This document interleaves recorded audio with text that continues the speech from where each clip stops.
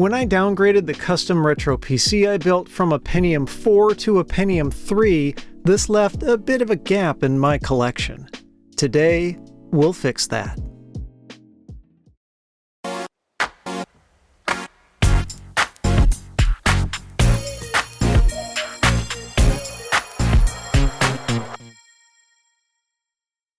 I ran across a Shuttle XPC system and just couldn't say no.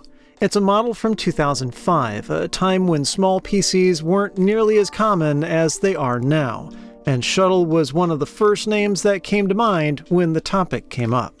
I've worked on these over the years, but never had one for myself. There's an optical drive of some sort hidden behind the top flip-down bezel, with a 3.5-inch bay below it that's currently empty. Let me know down in the comments with your ideas as to what I should install here. One more door at the bottom covers a pair of audio jacks, 2 USB 2.0 ports, and a 4-pin FireWire connector. Around back there's a solid variety of connections available. Serial and VGA, optical audio input, 6-pin FireWire, PS2, USB, and network, plus coaxial digital and analog audio outputs. The upper right corner holds the optical audio out, and in one of the expansion slots below is a mystery card.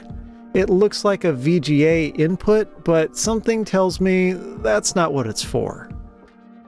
So let's go exploring inside.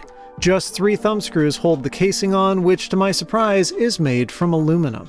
The card is labeled PCI 3G, and some quick research reveals it's part of a multi-channel audio interface called the Layla 3G from a company known as Echo. That 15-pin connector would go to a breakout box with all sorts of analog and digital connections, with the primary purpose being for music production. Unfortunately, I don't have that breakout, nor, frankly, the need for it, so I decided to pull the card. We'll see what I replace it with in a little bit. 2 screws secure the drive cage to the chassis, which, like the top cover, is also aluminum. The optical drive has an IDE connection, but the hard drive uses SATA, which was a relatively new interface at the time. With the cables undone, the whole cage just lifts out to give easy access to the rest of the system. I wanted to get a good look at the motherboard capacitors, but to my surprise, there's nothing obviously wrong. No signs of bulging or leaking. I'm going to leave these alone for the time being, unless or until something suggests they need to be replaced. There's 2 RAM slots, with each populated by a 512 meg DDR module for a total of 1 gig, a very period-accurate amount for 2005.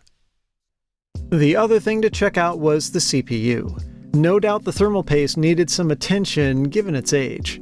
This is a little more involved to get to, starting with unscrewing, disconnecting, and sliding out the main system fan in the back, followed by the custom heatsink. Interestingly, Shuttle put its brand on the fan, though I'm sure it's an otherwise standard part, and the heatsink has a heat pipe arrangement with copper core. They didn't skimp here. The thermal paste wasn't actually in that bad a shape and appears to have been applied properly. With it cleaned off, we can get a good look at the Pentium 4 CPU. Oh, it's actually a Celeron. I wasn't expecting that, but I guess whoever built this needed to shave off some cost.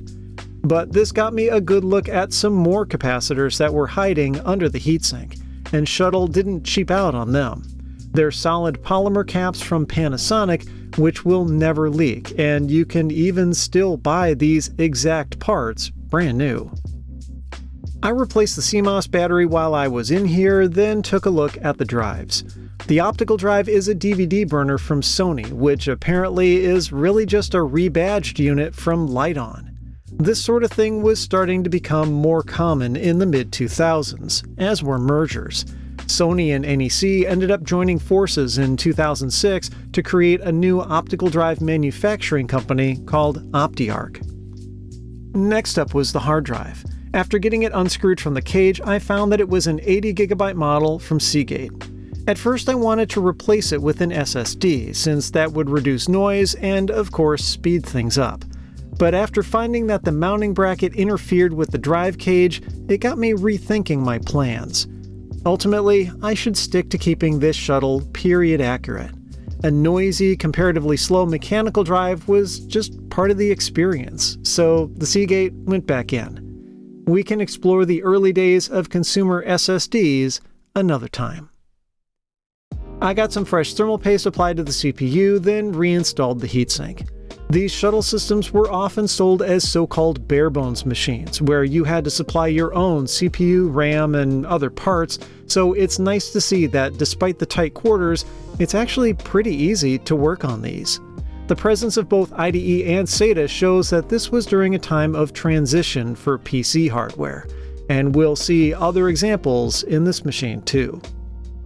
I'm sure the onboard audio is probably fine, but I felt like I didn't want to leave that PCI slot empty, so I dropped in a new sound card, a Creative Labs Sound Blaster Audigy 2 ZS. It dates back to 2004, but in 2005 it was still a solid option and garnered high praise in reviews. That's probably enough for now, so let's test the machine out. I paired it with this, a 15-inch flat panel monitor from NEC. It was pretty dusty, but otherwise in good shape, so I got it cleaned up. The mid-2000s saw a big push away from CRT monitors and towards LCDs, with prices on the latter falling rapidly as adoption grew. 15-inch models were often one's entry to this new era, and even today they can be handy little troubleshooting or setup monitors for retro systems. After connecting a USB keyboard and mouse, I fired the machine up, and everything looked good so far. It detected all the components, and I was able to get into the BIOS to adjust some settings, like changing the boot order. I went to drop in an install CD, but nothing happened. What? Occasionally I'd hear a clunk after pressing the eject button, but that was it. Was the tray stuck? I fed a paperclip into the manual eject hole, and it slid out after fighting me a little. Then from that point on, it would eject with the button like it should. Oh, now it works. Okay. I decided to go with Windows XP since that's what the machine would have originally had installed on it. The optical drive seemed to work fine, and I was able to format the hard drive and get through the setup process without any issues. But when I got to the desktop, I found that the mouse didn't work. It was clearly getting power, but not registering as an input device. I suspected it was a driver problem, so I dug out one of those teal PS2 adapters, and that got it working. So let's see what drivers are missing. Looks like a decent number, so off I went to find them on the internet somewhere. Another point in Shuttle's favor is that despite this PC being about 2 decades old, they still host the drivers for it, so it was easy for me to throw them on a flash drive and get them installed. Just for fun, I decided to benchmark the system as is, so I installed 3D Mark 05. This was paid software when it was new, but in 2014 the company behind it, FutureMark, was acquired by, of all things, Underwriters Laboratories. New versions still have a cost, but UL did retro computing enthusiasts a solid and gives away not only downloads of older versions, but also the license keys to unlock them. With onboard Intel GMA 900 graphics and default settings, I didn't expect good results. And yeah, at about 1 frame per second, it's like watching a slideshow. The score ended up being a paltry 243, so if I wanted to play any kind of games on here, I'd need to pump those numbers up. So I picked up this, a GeForce 6600 LE. This XPC offers another relatively new technology for its time, PCI Express, which launched in 2003. There's not a ton of room left in the case, so larger cards won't fit, but with some careful maneuvering, I got this one in without a problem. Unfortunately, that was the only time I didn't have a problem with this card. When I booted the machine, Windows simply didn't detect it and stuck to using the onboard graphics. The BIOS was set to auto mode, so it should have preferred using the card.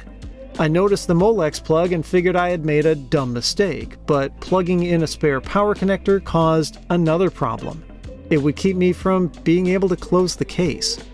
And with the power connected, the card simply didn't output video. The system seemed to recognize it now because the onboard video was disabled, but nothing showed up on the monitor.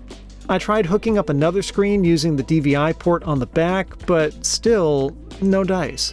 After testing on another system and getting the same results, I suspect this card was suffering from a hardware problem, like a bad solder joint under the main chip. I decided it wasn't worth trying to fix, so off the card went to Free Geek Twin Cities for recycling. But the card I bought to replace it didn't offer smooth sailing either. It's a different kind of 6600. Instead of the LE, it's a 6600 GT, and this one was manufactured by Gigabyte. Unfortunately, the seller shipped it in only a padded envelope, and rough handling caused one of the surface mount capacitors to get knocked loose. These are solid polymer caps too, and it was easy enough to solder it back in place. It went into the shuttle, and my next concern was about heat. The card has a fan on it, and I was afraid that the tight clearance against the cover would starve it of cool air. It looks like Shuttle's engineers were thinking about this too, though, and put ventilation holes all along the side. And thankfully this card seems to work okay, at least when it comes to video. But it appears to want to be its own kind of sound card too. Yeah, that fan is making an awful racket, and I need to deal with it. It looked pretty dusty, so I hope that simply cleaning and relubricating it would be all that was necessary. I unscrewed the fan and gave it a good cleaning. I was glad to find that under the label on the back was easy access to the bearing, so I could scrape out the bits of old grease and apply a few drops of fresh oil. With it reattached, it seemed to spin freely now, but we'll see if it's still noisy soon enough. The old thermal paste on the heatsink was dried solid. An isopropyl wipe wouldn't even make a dent. I had to scrape it all off with a spudger, and clearly repasting this card would have been necessary anyway, so the noisy fan was a blessing in disguise. I also had to clean the old paste off the GPU die, which was just as crusty, but I got fresh stuff applied and the card reassembled. Let's see what this thing can do. I got the video drivers installed, specifically version 93.71, which I've read reports about as being one of the best options in terms of reliability and performance. A quick reboot later, and off we go with the 3D Mark run, again at default settings. Right away, I could tell we were in much better shape, with frame rates hovering in the upper teens and only dipping into the single digits in really tough scenes. The resulting score of 3362 absolutely smoked the 243 that the onboard graphics came in at, which shouldn't be surprising. And despite its initial troubles, this 6600 GT is actually a better card than the LE I originally tried to go with. Despite being a little older and having half as much video memory, 128 megabytes versus 256, the GT offers higher performance than the LE, largely due to a faster base clock speed and more advanced DDR3 memory. The 6600 GT wasn't the fastest card you could get in late 2004 when it launched, but it was considered one of the best values. And along the lines of value, I wanted to get more details about the CPU in this machine. CPU-Z reported it as a Celeron 326, which is a 2.53 GHz chip based on the Prescott architecture. The naming is kind of weird. Despite being called a Celeron D, it only has one core and operates at a 533 MHz bus speed. I'm sure it was an okay value during its day, but I set out to build a Pentium 4 machine specifically, so that meant a change was in order. So other than SATA, DDR memory, and PCI Express, this system shows off the fourth new technology from its time, a shift away from previous pin grid array sockets to the new Socket 775 standard. While 775 is commonly associated with later chips like the Core 2 Duo series, it debuted during the Pentium 4 era, so I picked up an appropriate chip to drop in. Celeron out, P4 in. Does the shuttle still work? You bet it does. It's a Pentium 4 Model 521, also based on the Prescott architecture, but running at 2.8 GHz. Other notable differences is that this one uses an 800 MHz bus, and while it's still single core, it offers multi-threading. Would that help improve the 3D Mark score? Let's find out. I didn't see a ton of difference in frame rate while it was running, but the numbers don't lie. 3449 for the P4 instead of the 3362 from the Celeron. Not a huge increase, but I'll take it. The video card fan is still making some noise, but it turns out replacements are easy to find, so I'll swap it out whenever the new one arrives. There was one more piece of software I needed to install, and it's part of the drivers from Shuttle. It's a little control center app called XPC Tools, and while at first glance it looks kinda lame, some cool features can be found if you click around. You can adjust the profiles of the various system fans, including the one on the chipset, and manage the temperature thresholds. If you're brave, you can also overclock the system, something you might want to take care in doing given the thermal limitations imposed by this form factor. But the coolest thing was something I wasn't expecting. Behind the mirrored front panel hides a vacuum fluorescent display. Normally it just shows the date and time, but XPC Tools lets you change it. It can rotate through system metrics like temperatures and fan speeds, which can be useful, or you can instead show a custom text string. Knowing my luck, of course, it's just one character too short for my needs. The VFD and heavy focus on multimedia makes sense because Shuttle marketed this model, the SB83G5M, as a media center PC.